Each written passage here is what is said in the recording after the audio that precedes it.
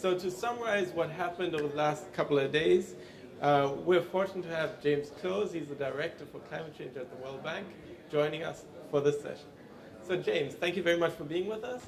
And we just really wanted to get your takeaway from the whole conference. But first, before we go into that, let's talk a little bit about the World Bank Group and really what does the World Bank do on climate change? Well, thank you very much, Max, and hello to everybody in the audience.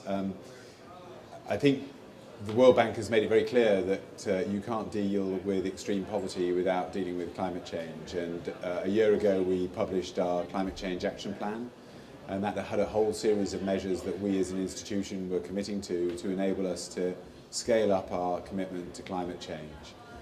We then went to Marrakesh and we talked about doubling down on climate change, and we remain completely committed to the 28% target that the President announced ahead of the Paris climate change talks. And our President Jim Kim has often said, we cannot end poverty if we don't tackle climate change. So what exactly does that mean? How does one tackle climate change? Well, the first thing is we have to do what we can to reduce emissions as quickly as possible.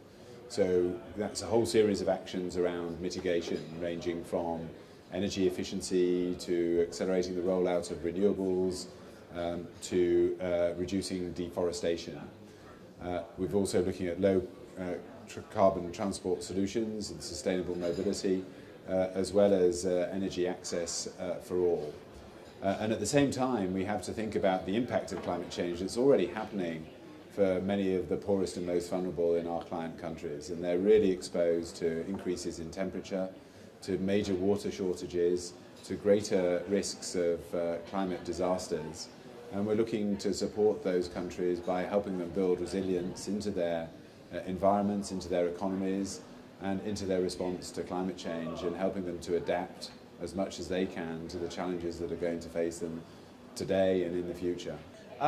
Absolutely, and it's really the scale of the effort that we need to ramp up, right? And that's where we come to this conference, Innovate for Climate. How can we innovate around climate action? How can we use the financial systems in place? How can we shift the markets? And how can we advance the technologies through innovations to achieve the ambitious climate action we need? Yeah, well, Max, when we talked about rebranding the Carbon Expo to Innovate for Climate, I think we had an extremely ambitious agenda in terms of how we would bring together the private sector, the public sector, and civil society, as well as philanthropists, to accelerate action on climate change. And I think in setting up that context for this conference, we're really pleased with the way in which it's delivered. We've had a tremendous interest in it, an enormous commitment, and some fascinating panels and discussions.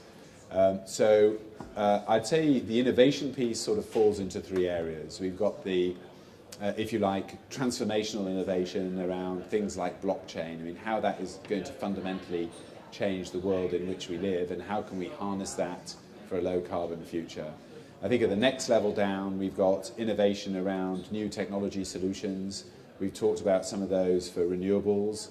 We've talked about it for energy efficiency. We've talked about it for the built environment and buildings, and for low carbon transport, amongst many other things here.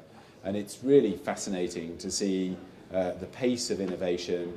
And I think for us as a development institution, how we can deploy that for our client countries, and we can really help them accelerate towards a better future, not just by addressing climate change, but also building institutional capacity and the policy that's required to enable investment to flow, and also to get the co-benefits, the social benefits, the health benefits that come with addressing climate change.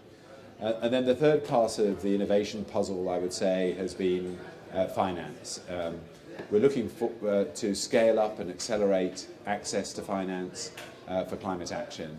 And I think in bringing together the private sector and the public sector, we've started to have that conversation in a way which enables the private sector and investors to see the tremendous opportunities that are out here, how they can use their capital more productively by investing in low carbon solutions, whilst at the same time getting the kind of returns that they need to remunerate their capital.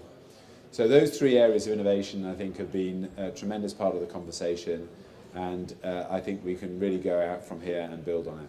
Absolutely, and we've heard a lot of the examples of those here at the Digital Media Zone, from a partnership between the UNFCCC and a new carbon exchange platform, to the blockchain example that you're talking about.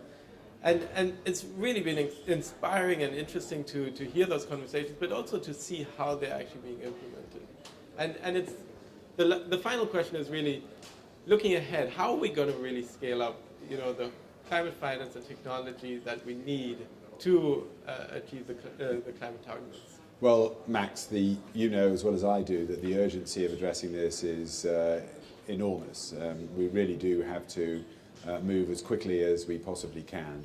And I think we have to take away from here a sense of urgency, but also a sense of possibility. What we can do with the ideas that have been put forward, the connections and the relationships that have been built while we've been here, and turn it into action on the ground. And I think everybody who leaves here and those who've watched on the audience should come away with that feeling of possibility and that being inspired to action, so that when we come back this time next year, we can make Innovate for Climate in Frankfurt an even bigger and even more impactful event, and we can come with a series of stories that show what we've done to enable us to address climate change and to enable the people who are trying to deal with it to have better lives and to be more confident of the future.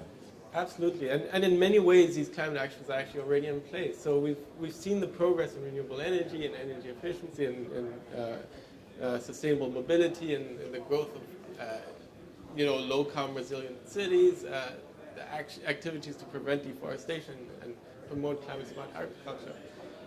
So in closing, what is your one message takeaway that you'd like to share with the audience, with the young people out there?